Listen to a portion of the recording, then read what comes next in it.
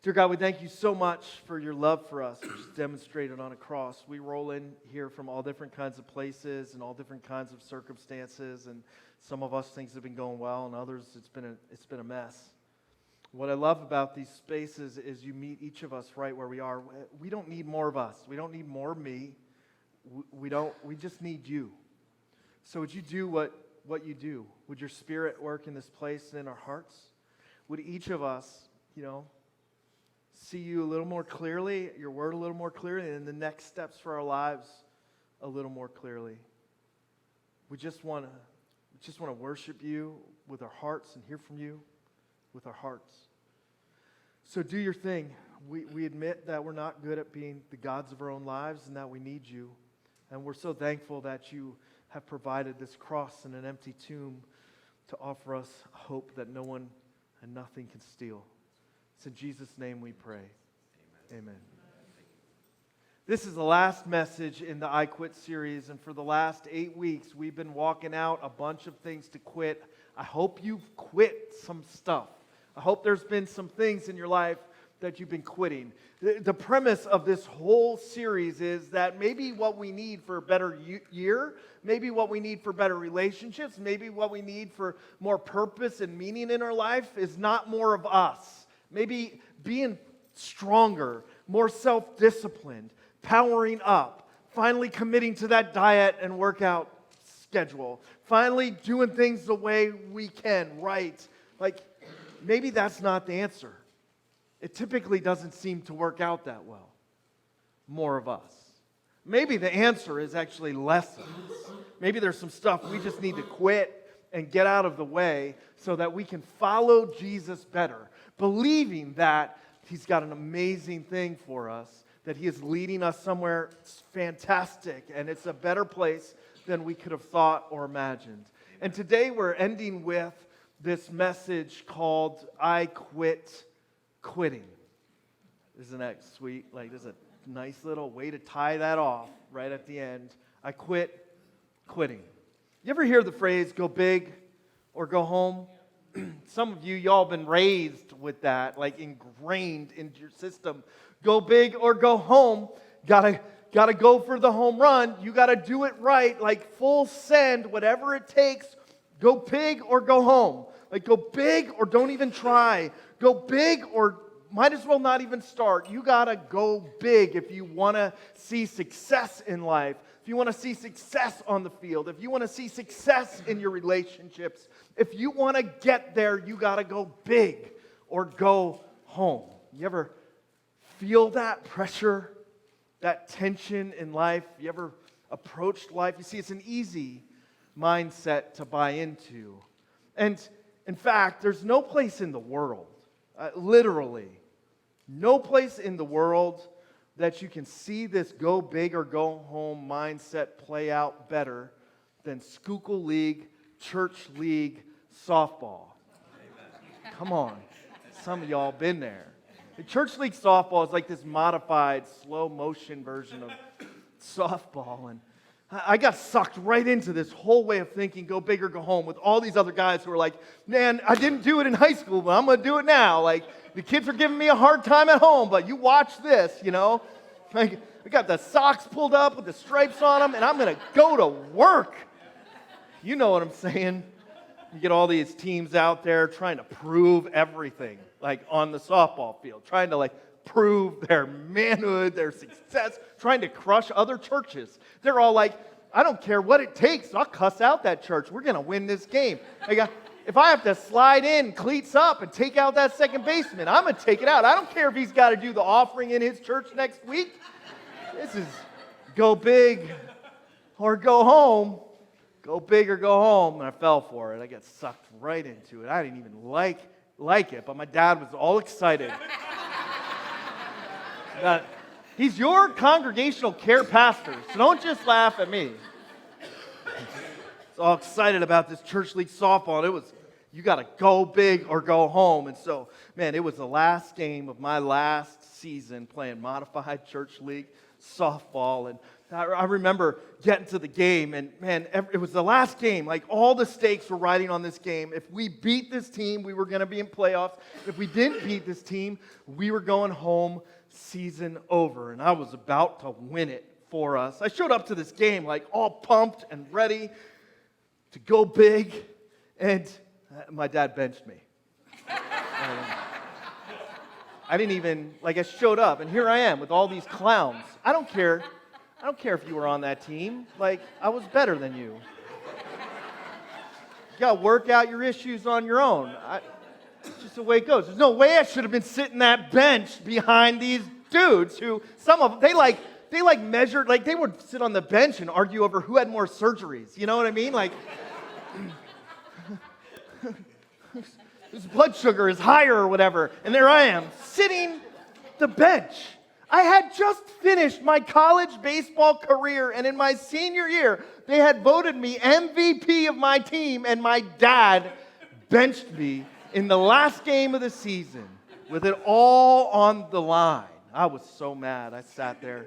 I was fuming. He knew. I was sitting there I hope this doesn't go well. You know, like that, when you get that... When you get that salty, you'll see you needed me all along. I can't believe you sat here. It was such a shot to my pride. I was fuming inside as I watched these guys try to play this game, knowing I could do it so much better. And it was tied at the last inning, bottom of the seventh. We're up to bat. And we have 3 guys on base, and we're down by 3. I don't know. If you don't know baseball, just leave right now. Just kidding, don't leave. But, he pinch hit me. Because, if we hit a home run, game over, playoff time. And he pointed at me and said, go ahead, you're hitting. And I looked at him. I paused a little bit, make him sweat, you know. I thought, you need me now, huh? You want me now? You didn't want me before. You want me now? Maybe if you would have put me in the beginning, we wouldn't be in this mess right now. Sure, you want me now. I looked over at my wife, who was pregnant with our first child, and I thought, you watch this, baby. It's going to be good. Oh, there's a bunch of kids here. They're about to learn what a hero looks like. You know what I'm saying? I looked at my teammates come on, you guys couldn't get it done? You need me? All right, get on my back. Get on my shoulders. I'll carry you. I looked at the other team man, I was about to, I knew what was going to happen. You didn't see nothing yet.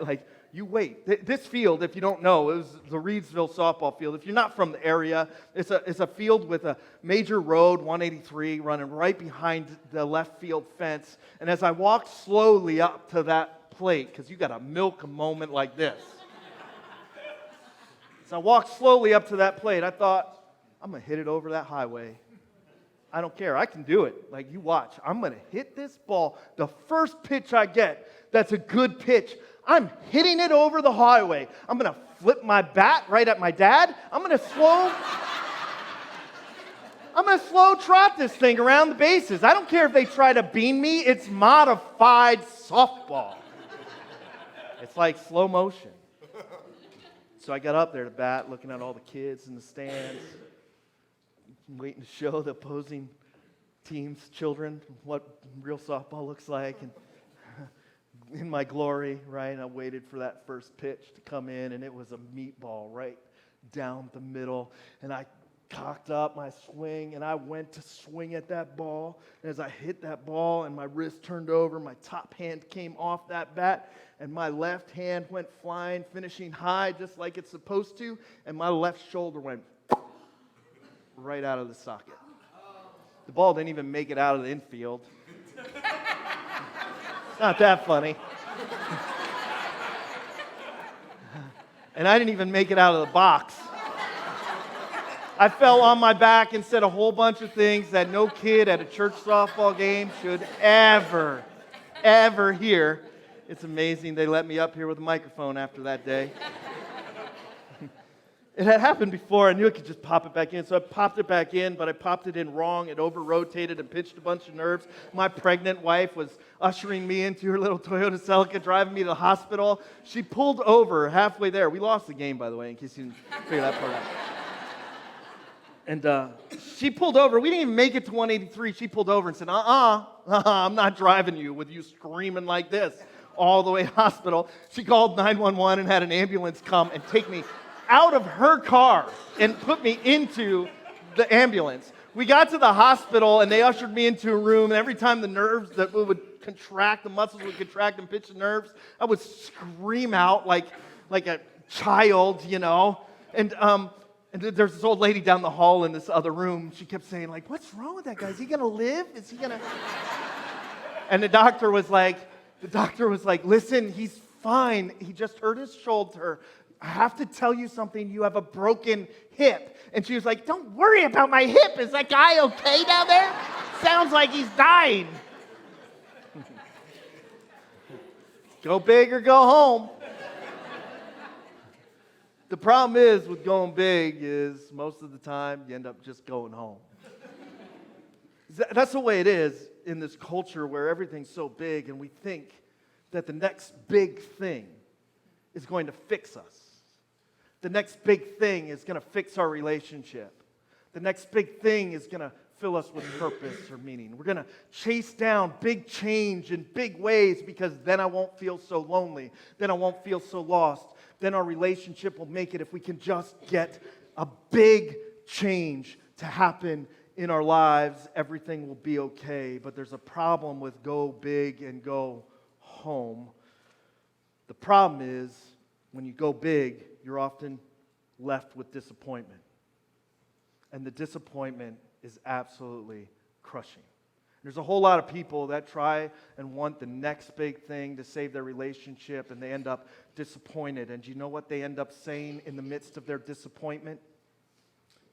You might have said this in the midst of your disappointment at some point or another. They say, I quit. Quit.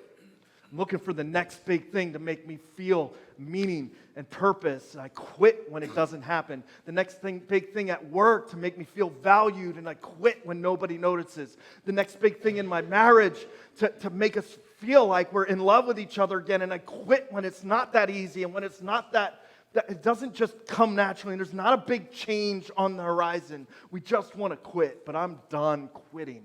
I quit quitting. I'm not playing by the go big or go home attitude anymore. Even in a world that celebrates the big, there's a better way to live. And the better way to live is this: big faith and small steps.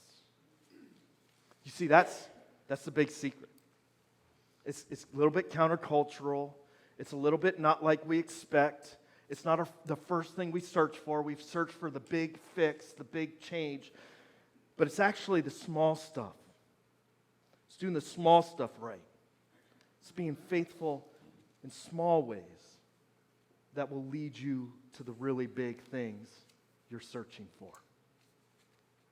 These people, they're not on YouTube. Nobody's downloading their sermons on a podcast. They're not putting Facebook clips all over the place. They're not some big personality that you think is funny or you find entertaining, or they just said something really inspirational that makes a big difference in your life. They're not those people. They're people just day in and day out who are committed to being faithful with the next thing in front of them. Just one step in the right direction, one step at a time. Just one small change to turn a relationship, one small change at a time. And what you find from these people is a growing strength, a contentment that can't be stolen by a circumstance, and the payoff of faithfulness and perseverance. And these people are the ones God leads to really big places. God does really big things for. I want to be like them. I want to be like them, and some of you should be encouraged because for a long time now, you haven't been looking for a big fix to make you feel better. You've just been saying, I believe God has something big for me. I'm just going to take the next small step. It works. Every time it works. You want to know why it works? I'm going to tell you why it works. It works because you're already a big deal. You don't have to do anything to be a big deal to God. You're a big deal to God right now as you rolled in here this morning, you're a big deal. It works because you're a big deal and God is bigger than you think He is. All you need to do to really understand the depth of what a big deal you are is to look at that thing and contemplate that thing that is hanging behind me on the wall. If you just start to look at the cross and think about and meditate on what that cross says about God and what that cross says about you, you will find that you are a huge deal to God, that He would send His Son to earth, that He would be born and live a sinless life, and that He would pay a punishment on a cross and go to the tomb and be raised again, all for you. You're a big deal. And you don't have to do anything to earn that. You don't need some big change to make that true of your life. You don't need to hit it big or have a viral video or be respected by everyone else around you. You're a big deal to God already. And the second reason that works, those small steps taking you somewhere great, is because God is bigger than you think. So I don't know, maybe you roll in here, you're just exploring this God thing. It happens all the time in this church, and we're really glad you're here. But you have big questions. You're not even sure if you believe. You're just running it out, exploring the options, trying to see if there's something to this God thing, there's something to this Jesus thing, and you're coming in here and you just maybe have some perceptions about God, and maybe those perceptions are from past church experiences or what you heard or what you've seen in other Christians' lives, which is pretty scary, by the way. No matter how you roll in here, I got to tell you, God's bigger than you think. And He's better than what you've heard. Maybe you're here and you've gone to church like you're like Abraham, man. Like you go to church, you've been going to church since you were like knee high, and not just once. You weren't like one of those. Forget the creaster ones. Like you're going to church like 3 times a week. Going to church. You're going to church more than the pastor. Maybe you're going to church so much you've heard every sermon. You're thinking right now, like I could probably do this sermon better, right? Like maybe you know this book inside and out. I got to tell you, God's bigger and better than what you expect from Him. See, that's why this small thing works. It's because God is a big and good God. And you are a big deal to Him. And He will just lay one small step in front of you at a time. One step you can handle. One step you can do. One thing in front of you at a time. And if you are just committed to walking those steps, He's going to lead you somewhere great. And He's going to do something in your life that is more than you could have asked for and bigger than you ever could have imagined, because He is good and you mean a whole lot to Him. It's time we wake up. We get woke. And we realize that the thing we need, the thing we're searching for, it's not found in some big thing out there.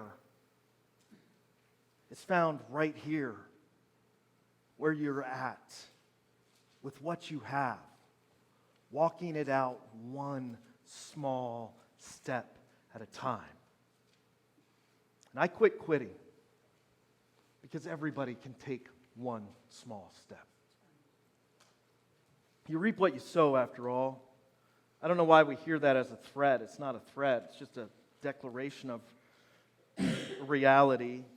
It's a declaration that rings true in Galatians chapter 6 and verse 9. He says, verse 7, it says, "Do not be deceived. God cannot be mocked. A man reaps what he sows. Whoever sows to please their flesh, from their flesh will reap destruction. Whoever sows to please the Spirit, from the Spirit will reap eternal life." It's a reality with a promise at the end, and that promise comes in verse 9 when it says this: "Let us not become weary in doing good, for at the proper time," somebody write down proper time, "we will reap a harvest if we do not give up." Don't quit. Don't quit walking it out every day. Don't quit doing the small stuff. Don't quit doing the next right thing. Don't quit. You may not see it now, but the proper time is coming. You may not experience the payoff this week, but your proper time is coming, and a harvest is going to happen in your life. Just don't quit. Keep taking those small steps, following Jesus, and your time is coming. Some of you have given up. You quit already. The time seemed elusive and like it never was going to happen. Don't quit. Your time's coming. And at the right time, you'll reap a harvest in your life if you just stack some steps together. There's this woman, she walked this out in such beautiful ways in 2 Kings chapter 4 and verses 8 through pretty much the end of through 37. This woman was a well-to-do woman, it says in verse 8. It says she was there. One day Elisha, that was the prophet of God, went to Shunem, it's a town, and a well-to-do woman was there who urged him to stay for a meal. So whenever he came by, he stopped there to eat. Here's this woman. She has means, and she's just like, I'm going to share out of where I'm at. I'm just going to do the right thing with what God's blessed me. It was no big deal for her. This wasn't some grand gesture. She's just seeing this guy walking by and like, man, he's hungry and I have food. I could feed him. We could feed him. It's a man of God. I'm just going to, because I love God and because I love people, I'm just going to share what he's given me. And she invites Elisha to come in and eat. He's stopping by and eating. And one day she realizes to her husband, she says to her husband, like, it's no big deal. Like, you know that man, this man often comes our way. He's a holy man of God. Let's make a small room on the roof and put in it a bed and a table, a chair and a lamp for him. Then he can stay there whenever he comes to us. Here's a woman just faithfully walking it out one step at a time, doing the next right thing. It was no big deal for her to put a house on. She had means. She's just like, I can share. That's it. I know we all learn that from an early age. Some of us are better than others at it. But there's no grand gesture. Just a woman who is faithful in one step at a time. It starts with a meal. It ends with a room. And next thing you know, she is caring for and showing love out of her means and sharing this with this prophet Elisha. It made a big difference because when you live faithfully, it moves people. Like, that's what moves me. An inspiring speech, I can find that on YouTube. It's not even that hard to find it on YouTube. You just got to type the right hashtag in. But someone who's faithful over time, through the storms, through the circumstances, someone who keeps walking when everybody else would have sat down, someone who doesn't quit when everybody else would have quit, someone who doesn't understand all that God's doing, but is still able to take that next step, that's inspiring. And that'll move some people. And her faithfulness moved Elisha. He says, bring her up here, Gehazi. He talks to his servant. He says, tell her, bring her up here and bring her before me. Tell her, you have gone to all this trouble for us. Now what can be done for you? Can we speak on your behalf to the king or the commander of the army? She replies, like, I'm good. I have a home among my own people. I'm good. It's contentment here. But there's something stirring underneath. He says to Gehazi, what can be done for her? And Gehazi says, she has no son, and her husband is old. Elisha said, call her. So he called her, and she stood in the doorway. And Elisha said, about this time next year, Elisha said, you will hold a son in your arms. And she said, no, my Lord. She objected. Please, man of God, don't mislead your sermon. It's one of those don't mislead your servant. It's one of those telling answers, right? We see what's been lurking underneath the whole time. It's one of those answers that just, you protest too much. This has been an issue for you. Like, she's been wrestling with this underneath her contentment and her faithful steps. She's been struggling with this thing. She had wanted a child. It was a dream that she thought was lost. And so when Elisha says, hey, you're going to reap a harvest, this faithfulness, man, it's moved me. You're going to have a child. She objects to it. Even in the midst of her pain, she had been walking in contentment. You see, here's a woman who wouldn't quit. It's not that she didn't quit on her dreams. She quit letting disappointment destroy her. She quit letting the pain of her struggle train wreck her life. She had this desire in her heart that went unanswered for so long, and it would have made somebody bitter. It could have made somebody angry at God. It could have made her angry at her husband. It could have made her angry at people. It could have crushed her spirit and her heart, but she was unwilling to quit and let her circumstances destroy her. It's a contentment you can read about in Philippians chapter 4 and verses 10 through the following verses. Paul writes and he says, hey, listen, I found the secret. Thanks for giving me some stuff. He's talking to his church, but listen, I found the secret. I know what it means to have a lot, and I know what it means to have a little. I know what it means to have a full belly. I know what it means to be running on empty and hungry, and I have learned to be content no matter what my circumstances. Doesn't that sound good? The secret is this: I can do all things through Christ who strengthens me. That's contentment that only comes from faithfully taking a step at a time, even in the midst of your circumstances. It's a contentment that comes as you learn in small ways that you can do that next step through Christ. You can take that next step because of Him. And she's just walking it out, content to live her life and wrestling with this thing, and she didn't let the thing destroy her. She could have been so bitter. The woman became pregnant, and the next year, about the same time, she gave birth to a son. The child grew, and one day he went out to his father, who was with the reapers. He said to his father, my head, my head. And he sent the son back with a servant to his mother in the house, and the child sat on his mother's lap, and about noon the child died. The promise seemed lost. Disappointment crept in. But something had changed in this woman. See, her faith had been stretched. As she was faithful to walk out the small stuff, she realized something about God. God is bigger than she expected. She means a great deal to this God. As she had learned to walk in the small stuff, God had stretched her faith, and she had learned that she can expect big things from God, that she can expect God to do incredible stuff in her life, that she just needs to follow Him one step at a time, and God will take you somewhere bigger than you could have imagined, better than you could have prayed for. Something had changed in her. And so when disappointment crept in again, her default was different.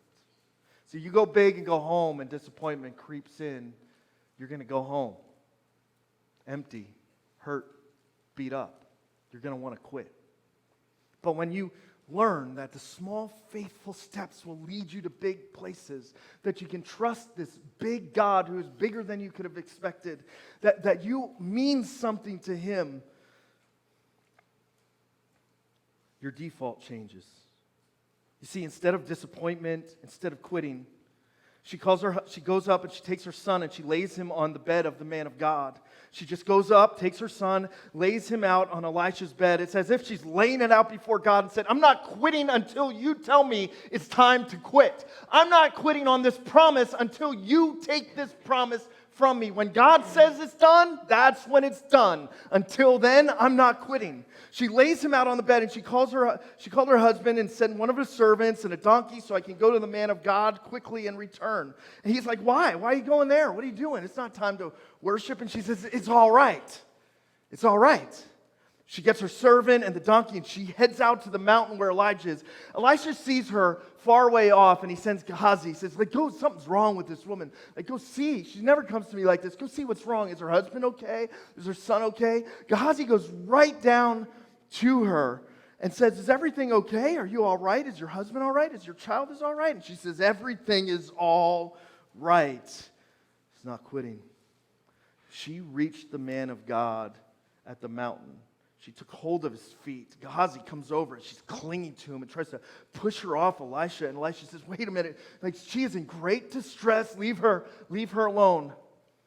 She tells him about her boy, and Elisha, realizing the severity of this situation, grabs his staff, gives it to Gehazi, sends Gehazi, and says, lay this staff on his face. Like, go find him to her house and lay this on his face. And she refused to go with. She just clinging to the promise. Only God can take this from me. So Elisha's like, I got to go. I got to go too. Elisha goes to the house, and he goes up in the room and closes the door behind him. He lays himself out on the boy, face to face, stretches himself out, and the boy's body begins to grow warm. And Elisha gets up and starts pacing. That's some nervous pacing right there. Like, I would have been pacing holes in the carpet, like pacing around the room. And he goes and he lays back down on the boy again, and the boy sneezes 7 times. It's so gross. Right in his face. And opens his eyes. And Elisha takes the boy to his mom, and gives him back to her and says, take your son. She comes in, she falls at his feet and bowed to the ground, and then she took her son and went out.